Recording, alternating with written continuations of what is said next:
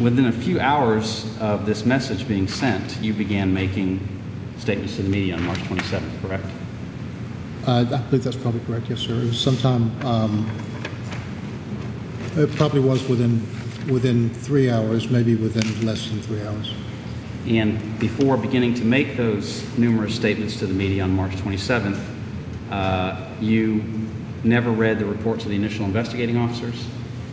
I had not read them at that time. No, sir, not all of them, certainly.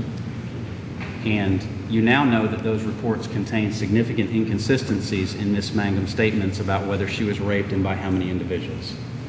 I do know that they contain those reports, yes, sir. And all three of the investigating officers specifically noted in their reports that she had changed her story repeatedly.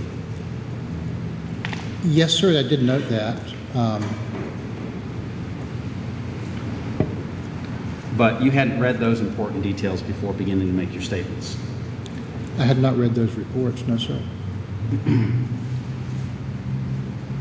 Before beginning to make those statements on March 27th, you had not interviewed the other dancer present with Ms. Mangum, Ms. Pitt, correct? I had not, no, sir.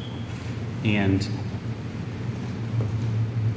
you also had not received any written report back on any of the physical evidence being tested. That's correct. You had not even personally spoken with the alleged victim, Ms. Mangum, before making any statements. I had not.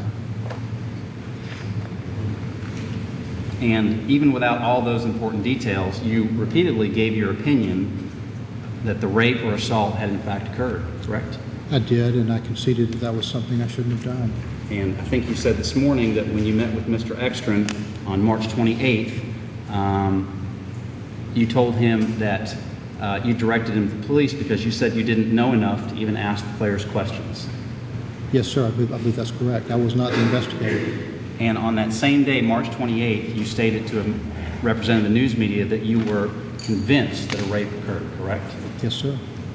And the following day, you stated to a representative of the news media that there's no doubt in your mind that she was raped and assaulted at this location. I did say that. And the following day, on March 30, you said there's no doubt a sexual assault took place. Yes, sir, I did. And that statement actually goes beyond your personal opinion and talks about a conclusion that it actually occurred, correct? Yes, sir, although I would say that the ones about my opinion were also unacceptable.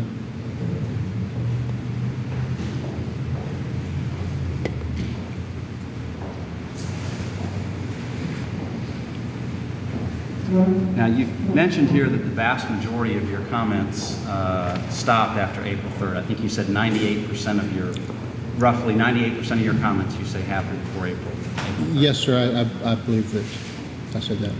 But your comments didn't, in fact, to the media, didn't in fact stop on that day, did they? Not completely, no, sir.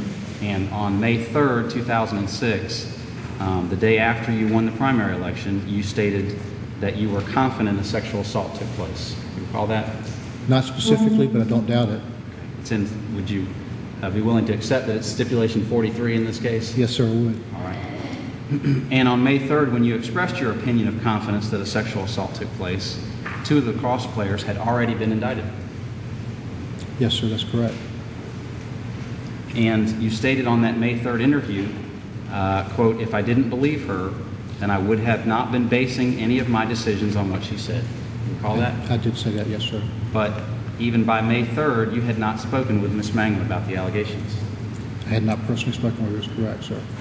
And yet you were representing to the media and to the public that you were confident that a sexual assault took place because you believed the alleged victim with whom you had never spoken. I believe that, yes, sir, I've made that statement, and my belief is based on the statements of the people who had spoken with her.